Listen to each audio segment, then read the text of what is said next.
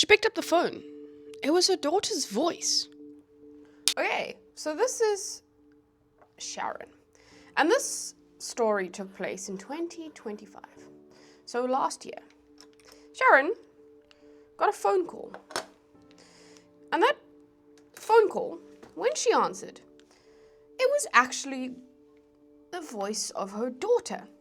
And what her daughter was saying on the other side of the phone was, "Mom, oh my gosh, I know this is not my number, but I was actually in a car accident. I hit a pregnant woman, and then the police, they confiscated my phone. Please, I need some help, I need some money." This is supposed to be a police badge, but whatever. And then some random man then got on the phone to picked up the phone and was speaking and saying, "Hey, we need some money. I'm her attorney. We need to bail her out of jail. Otherwise, she's going to stay here overnight. And she needs $15,000. Can you transfer that money to her right now?" And the instructions were very specific to this mother. It was transfer it to this particular bank account. And don't put this type of information on the transfer, whatever, because it could affect the legal case. And what the mother did was like, "Oh my gosh, my child is in trouble." Okay, she went out, she found the $15,000.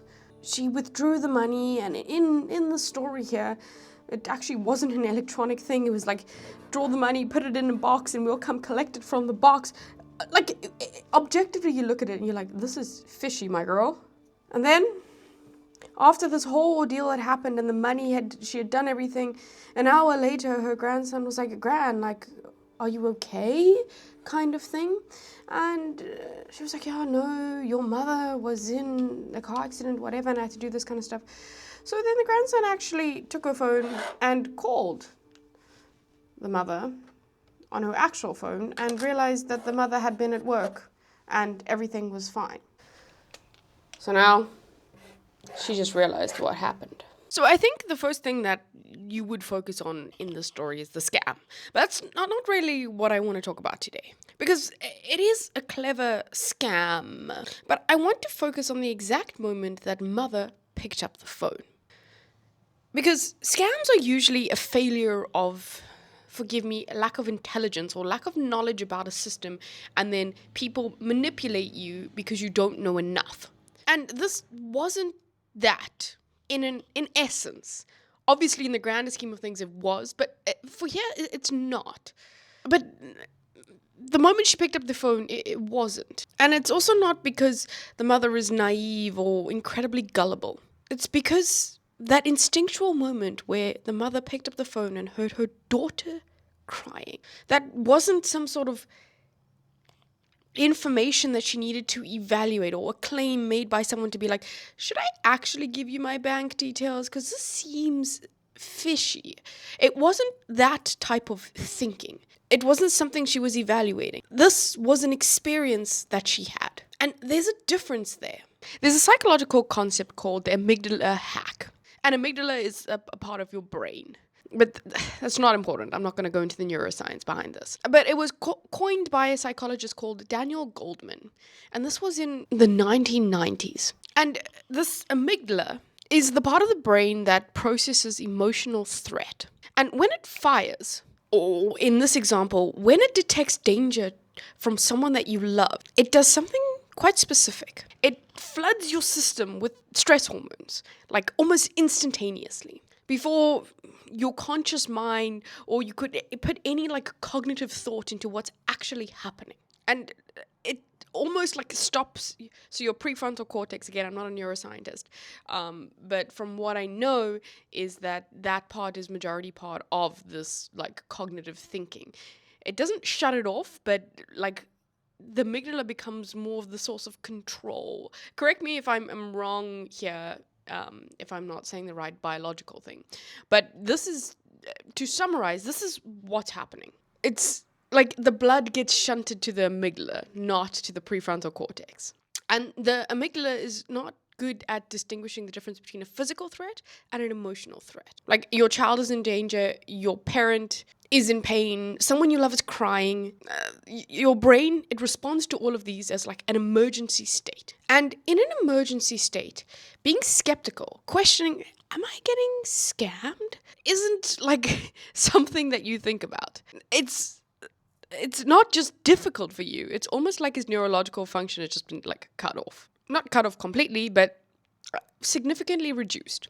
And when this mother heard her daughter crying, her amygdala, it fired before she like was aware of anything that was actually happening. That like part that was said, wait, hold on, let me just verify this is actually her before we go any further. That's never gonna happen. And the scam, it didn't fool reasoning or logic. It almost bypassed it entirely. So we don't actively think about voices. Maybe until recently. When you heard someone's voice, their particular voice, it meant they were there or close by. The voice and the person were the same thing. Without the person, there is no voice. Even when we invented recording, there was a connection between the voice and the human. The recording, it's a document of their voice. Almost proof that they existed at a period of time.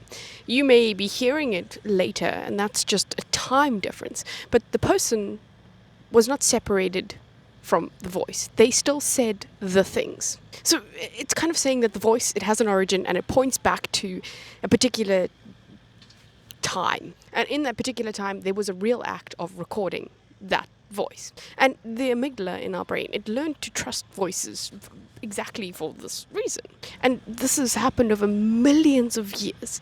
When you heard a voice, you could associate it with the person. And the actual sound of the voice, it was never a lie. It was the person. What AI cloning produces is something that has never existed before. A voice that was never spoken, saying something that was never actually said by a person who had no part of this at all. And 3 seconds of audio recording to train this clone voice is enough. And the people that probably scanned Sharon, our mother here, probably took 3 seconds of audio from a TikTok or an Instagram reel or even maybe a Facebook post. Me? I'm sitting here with whatever 200 and something videos on the internet. There's a large data corpus of my voice. It was a conscious choice for me when I came into sharing these videos where I was like, do I actually want this publicly? And I genuinely considered this exact voice cloning. And the problem with this is also like the notion of consent. Most people don't consent to their voice being taken. What was the controversy of OpenAI a few years ago with, damn it, the voice actor in Her. I'll put her name here. They made the OpenAI voice sound like her without her consent. So McAfee, the antivirus software guys that always pop up on your computer that's kind of annoying. They surveyed, in 2023, they surveyed like 7,000 people across many different countries. And 1 in 4 had experienced an AI voice scam or knew someone that had. And 70% of the respondents to this survey said they're probably not that confident to be able to distinguish between what is an AI voice and what is a real voice of someone that they love. And those who were actually targeted or engaged with the scam, 77% of them lost money. That means that this is a really high turnover scam. And the same thing is that it's not for people being a lack of careless or like targeting old people who don't understand technology. It's not clever in that way. It's clever because the voice of someone that you love is probably one of the most trusted, probably one of the things that you trust the most in this world. And evolutionary speaking, it's always been.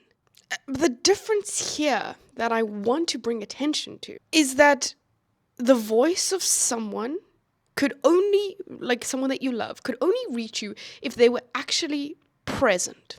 And what's crazy is that these AIs can produce an almost exact copy of my voice and everybody else's voice if they've just got a little bit of a sample. So Sharon, our Reddit mother over here, said she knew her daughters cry. And she was right. She did hear her daughters cry. What she didn't know is someone else had learned it too. And before this moment in history, we would never have to ask for verification on something so innate as your family member's voice. That has never been a thing, because there was no reason to do that. Hearing their voice was the verification that what was said was from Bianca. It was like the end of the question and not the beginning of it. Now, the world we live in, it changes. Maybe families now have a code word that they say to say, hey, you know what, it's actually me.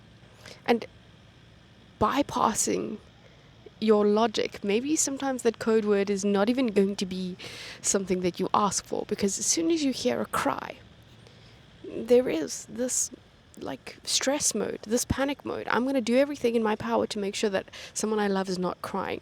I'm not going to be like, what's the code word? Oh, potatoes. Oh, you're still crying? Okay, how are we going to solve this problem? That's just, it's not going to happen. That's what makes this scary. And it kind of breaks down this whole trust that we have in other people's voices. Because now a voice like can be a liability. And does it mean that we treat people that we love with suspicion? So,